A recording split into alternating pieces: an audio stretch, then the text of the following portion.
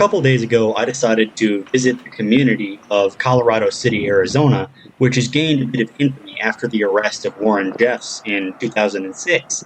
And basically, this is a community of the Fundamentalist Church of Latter-day Saints, or FLDS, which was founded in 1985, but it stems back to much earlier, at what was called the Short Creek Raid, which occurred at this.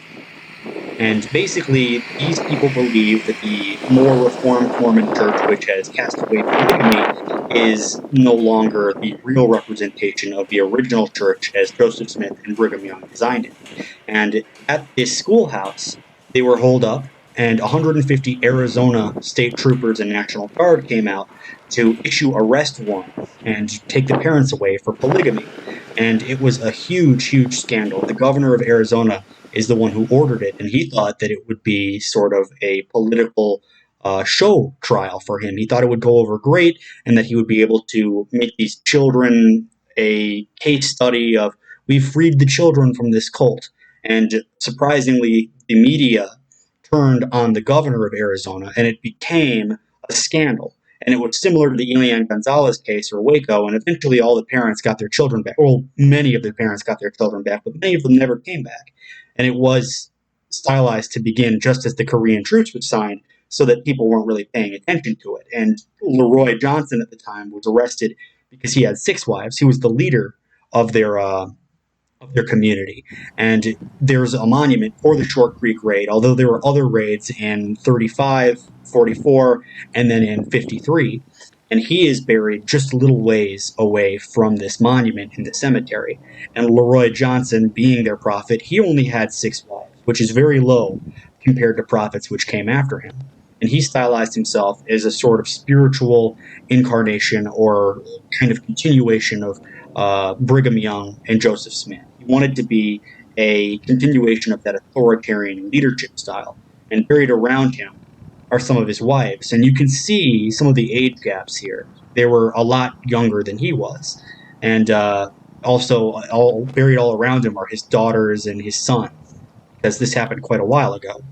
But as we look around the cemetery, we can see a lot of interesting memorials to their families and just different things that have happened here. And as we drive up now, after the raid, he sort of started understanding that they needed to consolidate some of their power.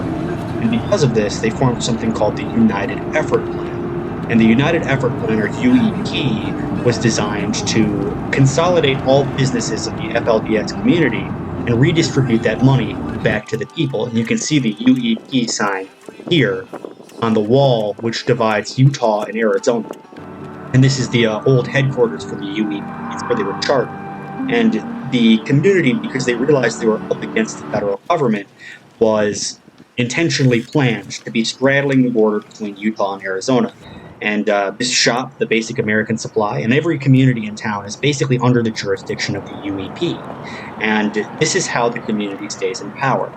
It's a savvy business sense and a redistributive policy of going back into the community. And it's also somewhat a ability to understand how to gain money from the federal government, and also understanding of zoning laws and all of these things, which I'll go into a little bit more detail pretty soon. But you can see all of these businesses here. But what really changed was when Rulon Jeffs started taking power. And he was considered a prophet after the original one that was present in the Short Creek Raid. And he had dozens of wives. But he didn't like them as young as his son, Warren Jeffs, liked them. You can see here, there's 54 of them pictured with him. And towards the end of his life, he started sort of marrying his wives off to other men, especially after he died. And this was a position where they would just be cycled around amongst members of the higher church. And he understood that it would be smart to homeschool the kids, because Colorado City is actually 3 cities, and at least on paper, even though it all looks like one. So they've got a big school system and 3 separate schools, and over here is another business where the children would have birth in here, and they would be completely off the books federally. They wouldn't really be registered in a federal tax code. So you have a city with an unknown population giving birth in the schools. You have a school system with very little amenities because they're all homeschooled. And so all of the money that's coming from the federal government to go to the schools is actually going towards their own businesses and uplifting the community, and not just the schools. And you can see here, this is the road which divides Utah and Arizona. So it's not too well marked. And the same road is the road that Rulon and Warren Jeffs had their home on. So if there ever was a federal raid, technically they could have just walked over from Utah to Arizona state line, and they would be out of the jurisdiction of Utah authorities. And as we're driving down here, I'm showing you the airport that was built with $2 million of federal money that was supposed to go to the public school system. And they believe that the federal government is sort of like the beast of the book of Revelations, and that is their job to sap as much money from the federal government as possible. And they call it bleeding the beast. Now, everything you see here has been paid for by the federal government, and it should have gone to the school system, but it went to building a runway. And it also went to some of the upper level prophets and religious figures in their community getting their own private jets. And these guys actually came off and saw me filming, and they kind of dashed behind the cars a little bit. I was actually here when they drove up, but they were going to be riding off. And I've noticed that they have stopped wearing their really conservative Amish-looking clothing, except when they entered the plane, the wife here was wearing a full body covering dress.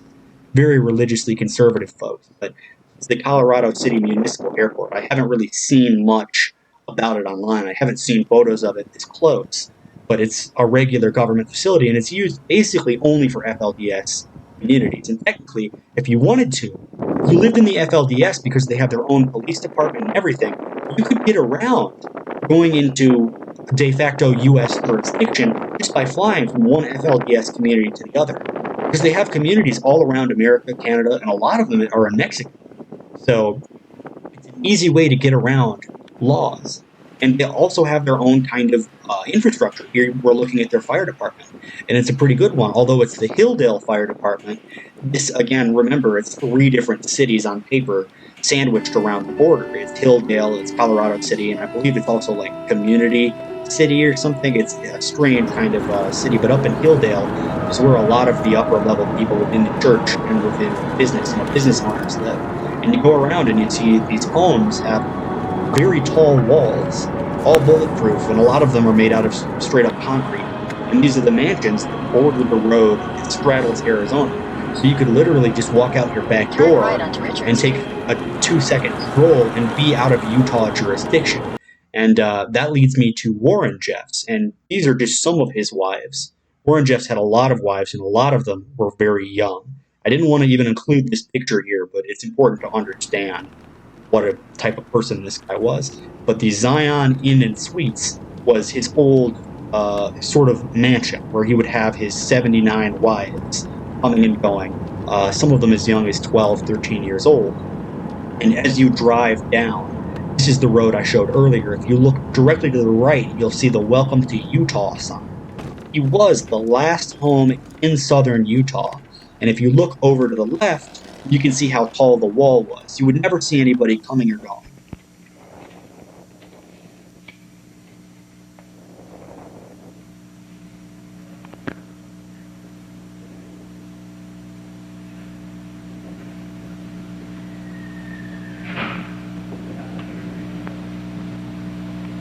I'm not the prophet. I never was the prophet. And I have been deceived by the powers of evil. And I have been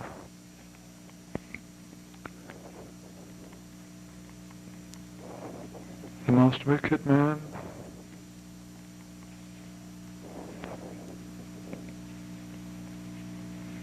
in this dispensation, in the eyes of God. And this road is interesting to me because it's named for Leroy Finicum. And no matter what my thoughts are on the FLDS community, I do think that they're reforming. And Leroy Finicum was a tragic example of a patriot or a self-styled patriot who owned a farm, and he got into a conflict with federal law enforcement over how they were enforcing Bureau of Land Management lands and grazing. And essentially this culminated with them taking over a wildlife refuge and driving out. And you see the cop dive out of the way of his car, but he also dove towards them. And as he leaves, he holds his hands up. They say he was reaching for a gun, but in the video, as soon as he leaves his car, they start shooting. And it's a car full of women and children. And he was a Mormon. He was a member of LDS, and he was a member of one of these communities. Hang on. Okay, they're shooting. Hang on. Okay, we're here. Go ahead and shoot me. Damn! Trying to. Stay down. Stay down. Stay down. Stay down. Stay down. Damn it. Are they shooting him? Did I shoot him? You assholes. Oh my God! And you can see here just how much they laid into this car. And throughout the kind of occupation, Finicum was just a representative and kind of a spokesperson for the group. But, I mean, it's important to visit places like this. I didn't get any kind of ill feelings. I didn't even see any ugly stares for poking around. They waved at me. They were nice enough to me. I'm sure a lot of abuse happens. But it is important to know that they are reforming and they are getting to be more friendly towards outsiders. And even if you think that they're dirt, they're scumbags, they won't run you out. Don't be afraid of this community. And on the way down, you can actually see a lot of beautiful sights. They're at the Vermilion Cliffs. And they're from Salt Lake City. You pass through the coral pink sand dunes to get to them. It's one of the most beautiful areas. And that it was the place of the New Jerusalem. Ether chapter 13. For behold, this is a land which is choice above all other lands. Wherefore he that doth possess it shall serve God or shall be swept off. God has set apart America for the restoration of the gospel. Behold, this is a choice land, and whatsoever nation shall possess it shall be free from bondage and from captivity and from all other nations under heaven, if they will but serve the God of the land, who is Jesus Christ. Ether chapter 2. In this time of civil unrest in America, we must repent and turn our hearts to God if we are to survive as a nation. And if we do, He will heal our land and protect us. Choose